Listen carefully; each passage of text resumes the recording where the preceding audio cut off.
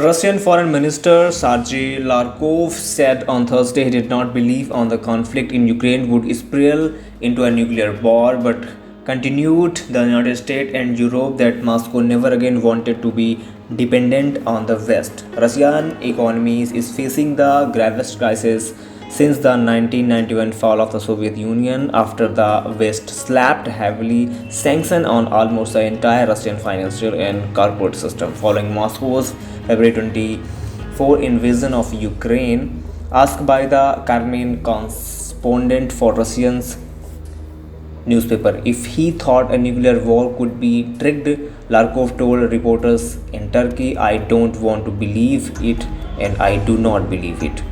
Lavrov, President Vladimir Putin's foreign minister since 2004, said the nuclear theme has been thrown into the discussion only by the West, which is said kept on returning on nuclear war like Sigmund Freud and father of psychologists. Of course, it gives us cause for concern when the West like Fred keep on returning to his topic, Lavrov said after talking Dmitry Kuleba.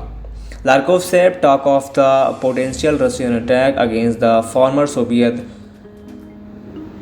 Baltic state, Lithuania, Latvia, Estonia, now all the members of European Union and NATO, appear to be old hoaxes. Russia and the United States have by the biggest arsenal of nuclear warheads after the Cold War that divided the world for much of the 20th century, pitting the West against the Soviet Union and its allies. Putin on February 27 ordered Russian nuclear forces to put on high alert, citing Western sanctions and aggression remarks by leading member of the NATO military alliance. Russian officials later cited British comments about the possible configuration between NATO and Russia go east. Putin says the special military operation in Ukraine is essential in the ensure Russian security after the United States declared the membership of NATO up to Russia's border and supported pro-Western leaders in Kyiv.